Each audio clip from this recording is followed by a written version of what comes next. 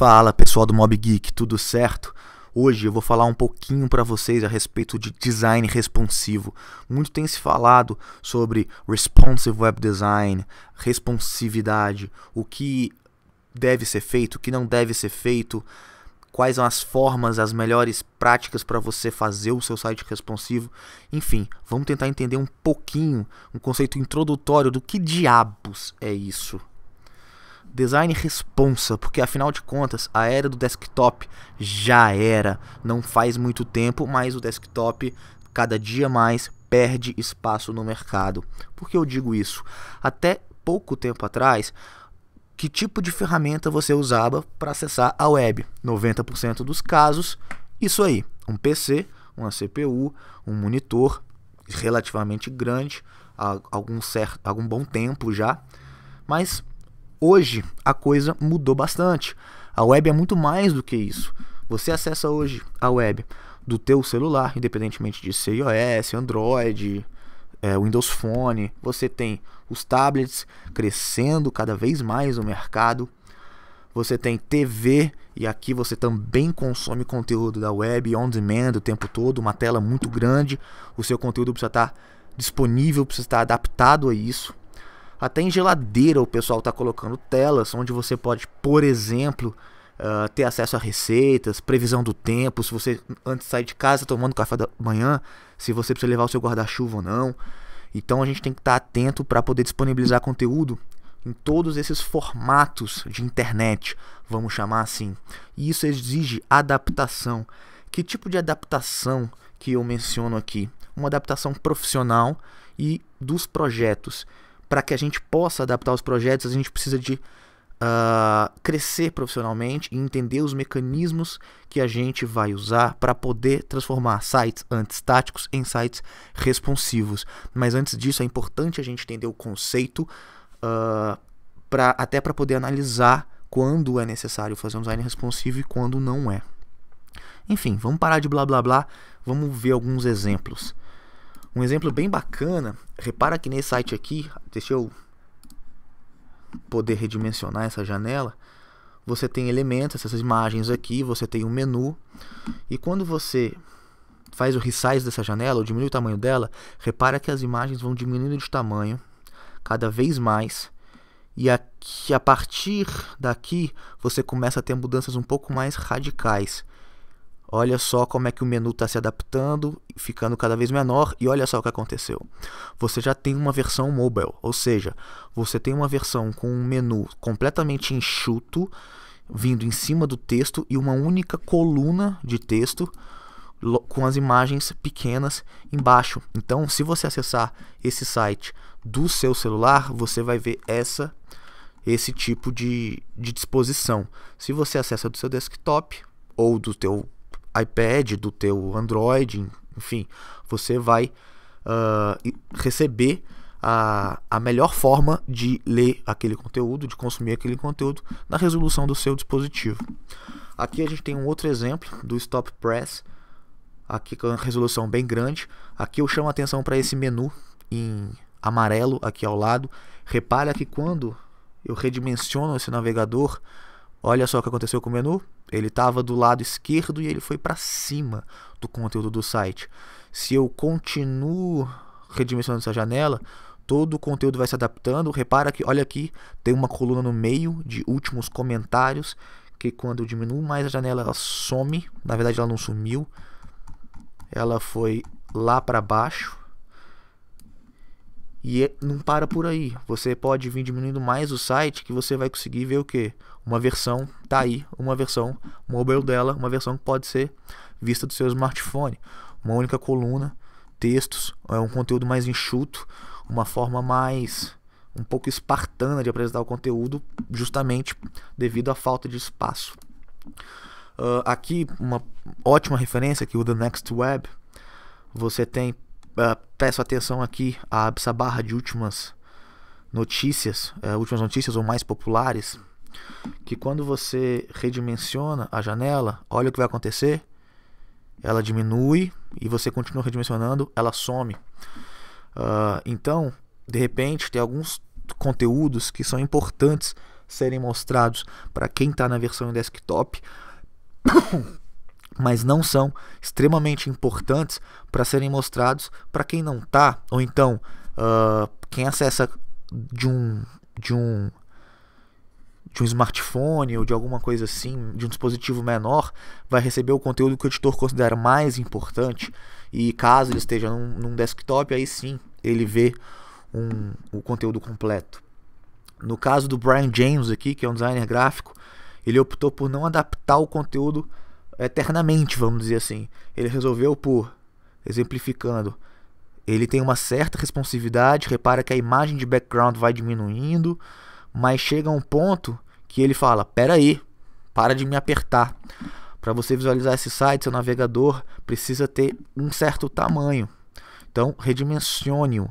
Eventualmente, você entra de um smartphone nesse site e você vai dar de cara com essa tela. Tudo bem, é uma questão de posicionamento. No caso, o dono do site não quer que quem esteja com a tela muito pequena possa ver o site dele. É uma questão de regra de negócio, caso a caso. Tem um exemplo bastante simples aqui, que você tem várias caixinhas de conteúdo e se a disposição delas não importa, você pode fazer a readaptação do conteúdo usando uma animação. Por exemplo, se eu tiro aqui uma coluna, o conteúdo todo reordena. Se eu tiro uma outra coluna, o conteúdo assim por diante vai se reordenando. Se eu acesso disso de um smartphone, eu vou ter apenas duas colunas. Então, a transição do design responsivo pode não ser exatamente uma coisa estática, pode ser uma coisa fluida, uma coisa até animada, como é o caso desses pequenos elementos aqui. Um outro exemplo bastante simples para mostrar que não precisa ser nada muito ninja no design para você transformá-lo em algo responsivo, é esse site que, quando você abre numa resolução bem grande, você tem as caixas, tanto a coluna central quanto as colunas laterais, de um tamanho específico, e que se você vai diminuindo, repara que a partir de determinada resolução ele vai enxugar e vai diminuir todo o site. Olha só, as fotos diminuem, o tamanho das colunas diminuem. Simplesmente para quê? Se você acessa, por exemplo, de um tablet, você vai acessar nessa resolução aqui.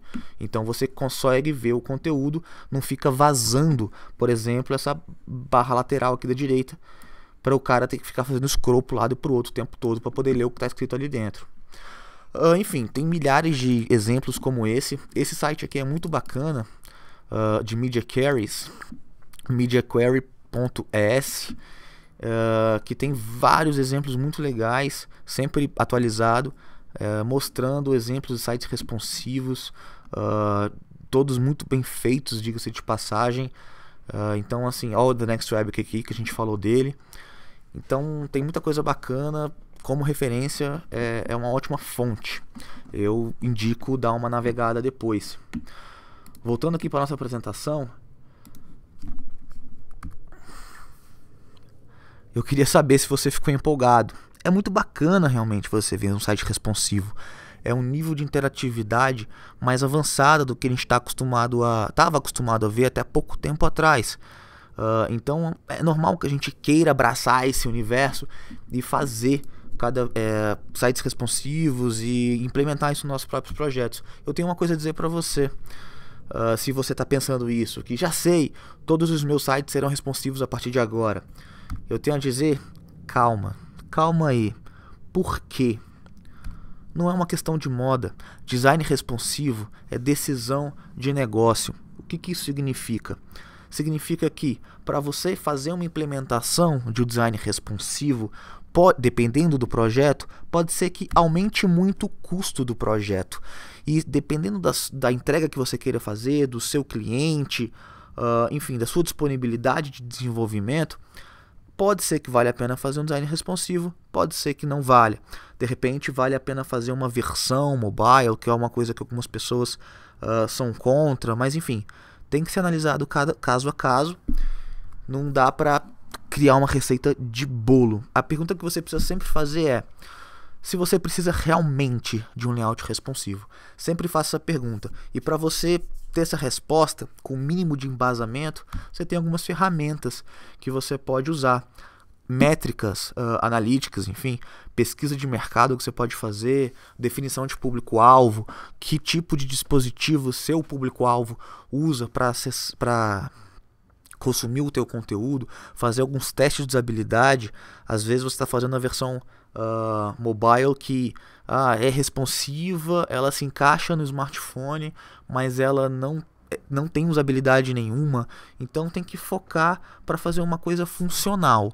Essa é a palavra.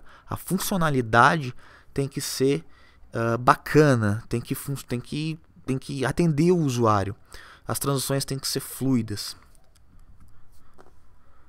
Design responsivo, ele não é só mudar as coisas da tela de acordo com a resolução, de acordo com o tamanho do dispositivo móvel ou não que você está usando. Design responsivo é um conceito. O que eu quero dizer com isso? Design responsivo, esse termo responsivo, a gente pode mencionar que tem a ver com resposta. Então ele responde ao usuário. Ele não é estático. Não é o usuário que precisa se adaptar ao conteúdo. É o contrário. É o conteúdo que se adapta ao usuário. Então isso não é só uma questão de tamanho de tela, de resolução, de forma alguma. É uma questão de acessibilidade também. É uma questão de usabilidade, também de tamanho de tela, de qual dispositivo, qual sistema operacional desse dispositivo.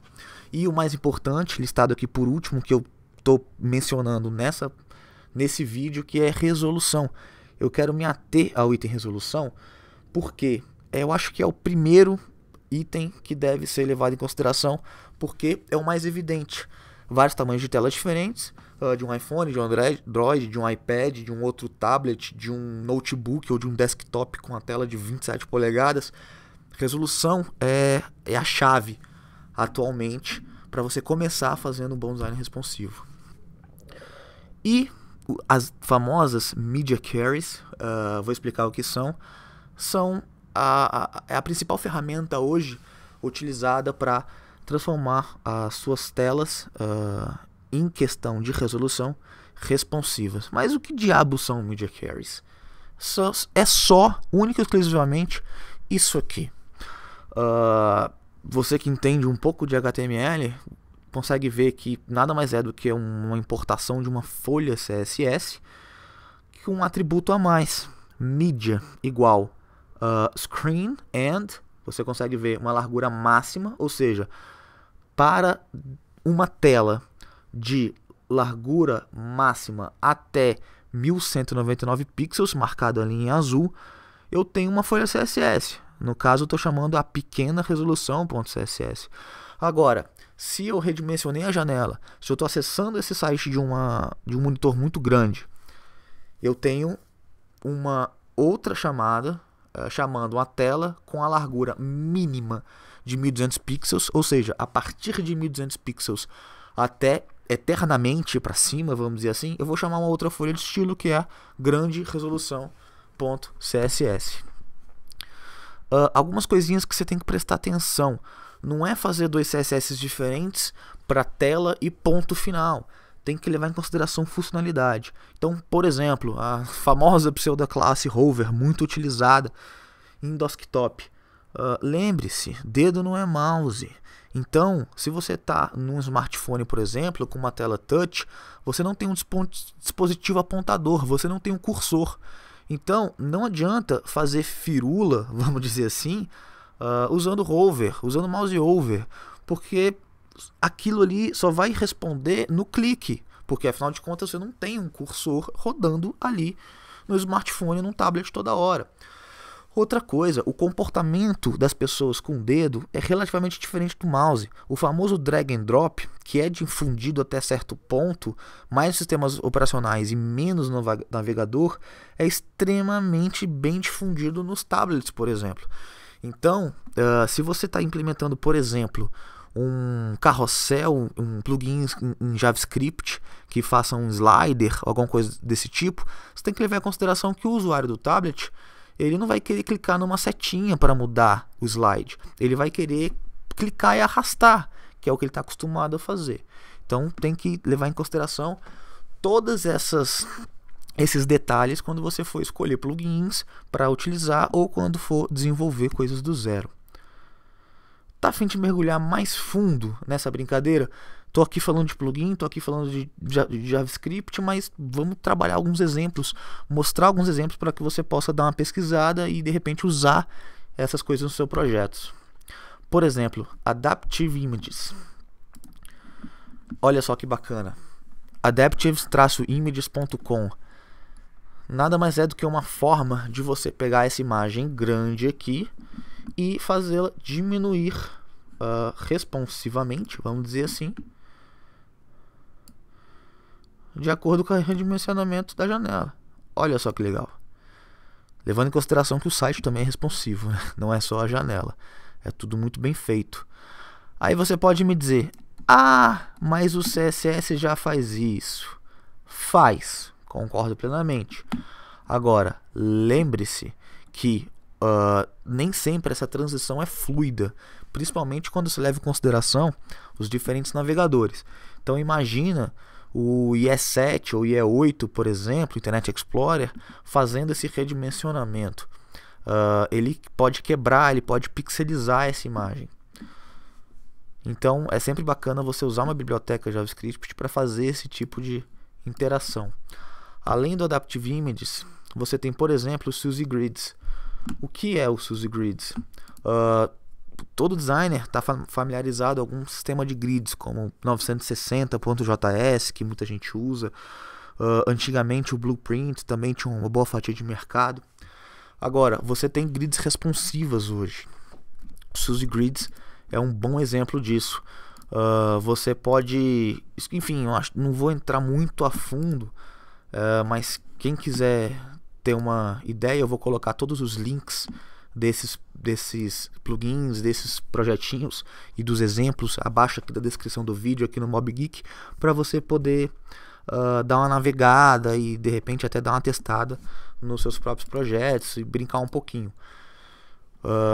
O Suzy Grids é uma forma de você criar grids responsivas. Ele usa o Compass, que nada mais é do que uma forma de você usar o Sass. E você também tem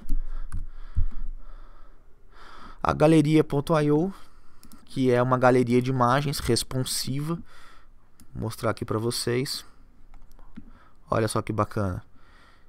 Ela também adapta muito bem a imagem de forma bem fluida. Economiza um tempão de desenvolvimento. Eu confesso que eu mesmo já usei essa galeria e vale bastante a pena.